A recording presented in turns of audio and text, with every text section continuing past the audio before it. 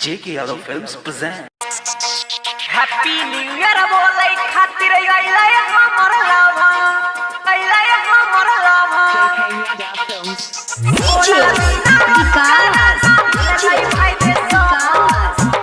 Singing by Prince Pirya.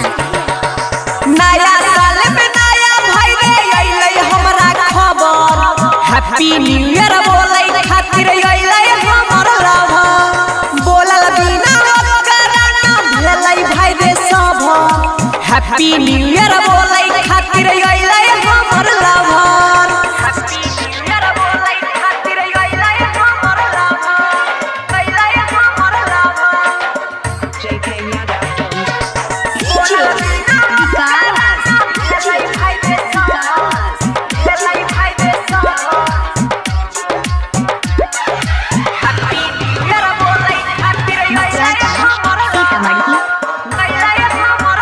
नया साल में नया भाई है मिले खातिर सबके लाभर होइ छै परेशान रे नया साल में नया भाई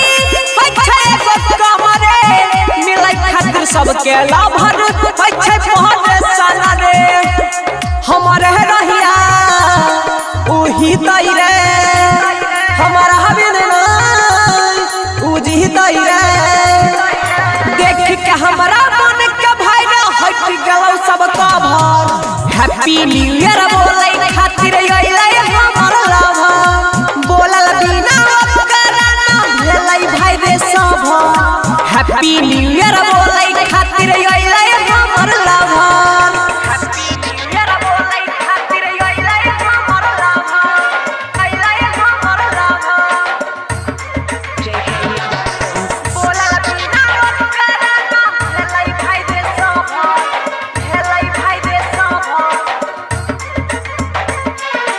हैप्पी न्यू ईयर बोले खातिर आइला हमर लाभा आइला हमर लाभा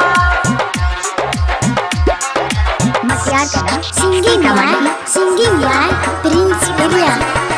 देख के हमारा मन छै किसरे जब से चढ़लै 2021 रे देख के हमारा मन छै किसरे जब से चढ़लै 2021 रे राइटर समझी गेलै मिहिलै रे धीरज कभी मन भी हिलै रे छौरा पीर सबक होइ छौ नै रे सब हैप्पी न्यू ईयर बोले खातिर आइला हमर लाभा बोलल बिना कराना भेलै भाई रे सब हैप्पी न्यू ईयर बोले खातिर आइला हमर लाभा हैप्पी न्यू ईयर बोले खातिर आइला हमर लाभा J.K. Yadav Films.